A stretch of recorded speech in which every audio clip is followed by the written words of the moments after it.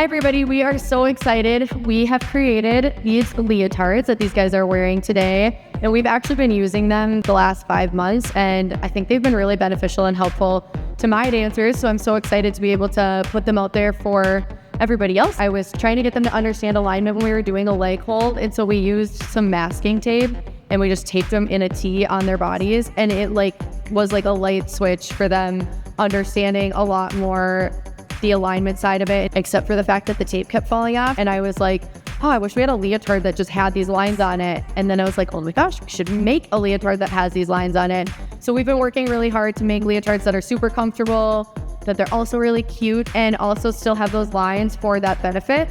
It really just helps, especially our younger dancers, visually see what you're talking about, because I think a lot of times when we're using words like alignment or words like your ribs being closed or your pelvis being tucked under, it's a lot for them to grasp. So visually being able to see what we're talking about has really been helpful for us. I want you to think about what your line looks like right now, and then I want you to think about like tucking your booties and closing your ribs. So you see that line straighten up. So do it again through your arch track all of it. You kind of see that they have more of a distinctive curve to them. So now I want you to try to really straighten that line out and tuck your booties, close your ribs, but still keeping those shoulders squeezing together. So I want to still be squeezing through our upper backs. So if you're doing it wrong, you can kind of see it has this angle where it's going to come up this way. So that when they close their ribs, you can see that line kind of straighten out a little bit. He's also got that white line on the back, so that you could see, if you're in a passé facing the back where you're doing kicks across the floor, you will see that line not stay stable when it should be stable. So it's just a helpful tool for them to see what you're talking about. Really try to watch what your hips are doing. Watch what those lines are doing. Okay, ready? 5, 6, 7, 8, up 1, 2, down 3, 4, up 5, 6, down 7, 8, up 1, 2, down 3, 4, up 5, 6, down 7, 8. Good. Okay, going to a passé form, you just flat foot passé. And I want you to check right now, we're going to see your line. Check if that line is straight. Good. Now I want you guys really quick to just sink into your hip. Like bad technique. Yeah. So you can kind of see how you can see that line. Okay, front hip. Now I want you to lift your hip the other way. The wrong way, you lift it up. So you're lifting that hip up the wrong way. Yeah, so you can see that line, look at that way as well. So this can really kind of help dancers understand if they are lifting or sitting into their hip. Sometimes it might not be that significant of a curve in that line, because obviously not every dancer is lifting their hip this significantly, but you can really see it if they're looking at themselves in the mirror. If they're barely sinking into this hip, you'll see that line curve. So it just is a helpful tool for that. We're gonna tee out and you're gonna turn your feet out. Okay, so make sure your left foot turns out as well. 1, 2, we'll grab that leg on. 3, 4 in front of your ankle.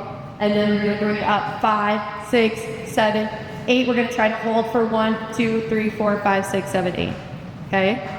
And I want you to really watch that you're trying to keep that hip down and not letting that hip lift. Trying to keep that leg straight. This was actually what we were really working on the day that we thought about doing this, and I really was having issues. I feel especially, so these guys are 4th and 5th grade, ending their 4th and 5th grade years, and I feel this is where I really have issues with the hip lifting when we're doing bamas to the front, or when we're doing our side leg holds. I get a lot of tilting because I think our flexibility, a lot of us tend to be more flexible in that position. So instead of doing a normal leg hold with our hips square, it's easier to cheat it and do that tilt, but sometimes they can't even feel that they're doing it. So this is helpful to be able to see that.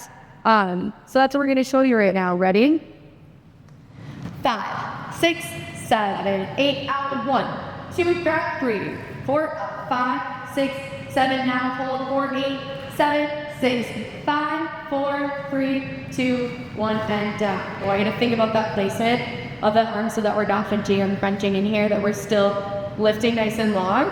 And you can think about that too with this vertical line, that we don't want to be letting that line get punchy. We want to think about long spine, lifting, but keeping our legs still closed. Yeah? Let's do that one more time. Ready? 5, 6, 7, 8, out, 1, 2, back, 3, 4, up, 5, 6, 7, 8, 5, 8, 7, 6, 5, 4, 3, 2, 1. we are going to now do a drill. It's one of my favorite drills that I think we've been doing for years and years. And it's a really great strengthening tool and position finding tool for that second position for the leg during all cone turns or, anything where our leg's got to be up at 90. So let's turn out to first position. Let's bring our arms up to second.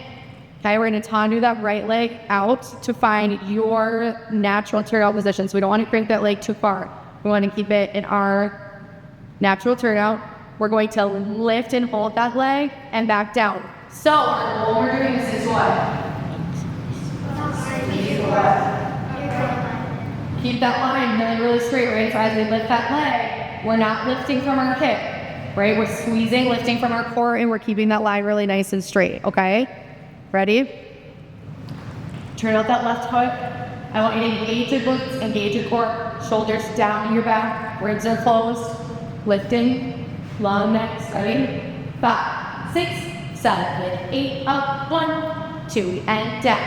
And we hold, and down. Tuck your booties, hold, and down, hold, and down. Some of us are really having a lot of movement through those hips. So that's the other thing to be able to look for with these is they should be able to see that these lines, for example, when they're doing this drill, there shouldn't be any wiggle side to side. So really try to keep that stable so that if we were just looking at your upper body, we wouldn't see any movement at all, right? We would only see those lines super stable. So now we're just going to work on a turned out passé. So we're just starting with our arms in first, our feet in fifth, and we're just going to pull up to that turned out passé. And we're really fighting to see if you can keep that line straight. So now you guys can all see in the mirror and you can see if you're doing anything funky. 5, 6, 7, 8, passé.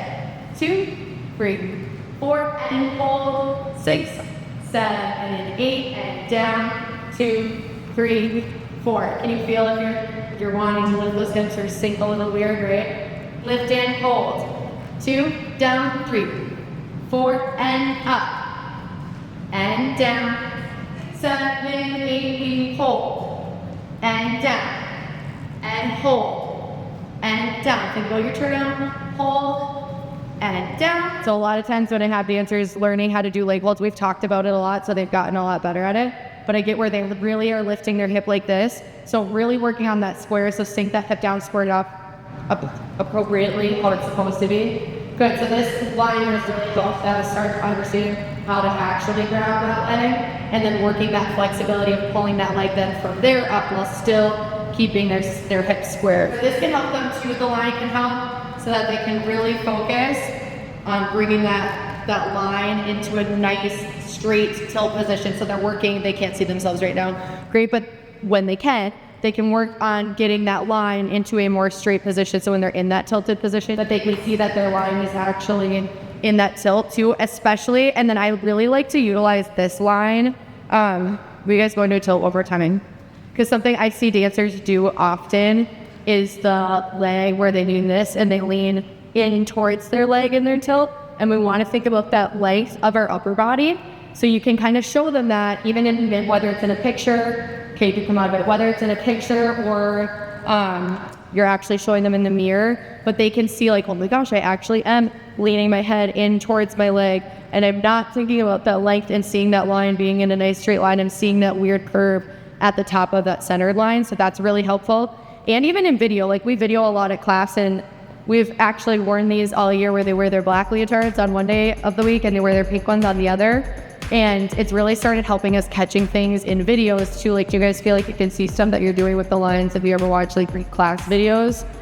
Because you can kind of see if like, okay, on a tilt jump, for example, if you were doing, I feel like I get that a lot of tilt jumps too, where if you lean in towards our leg when we're jumping rather than that length away from our leg. So you'll be able to see that kind of stuff, or they might pick up, are they lifting their hips when they're turning? You can see all of that more in the video. And I personally just like to have them matching at class because it makes me be able to pick stuff up a lot better when they're matching. And I feel like it just helps you clean your dances better. So it's been kind of nice. And I think it's been nice for you guys to not have to think about what you're wearing to class too, because they just always know they wear their black leotards and their pink leotards.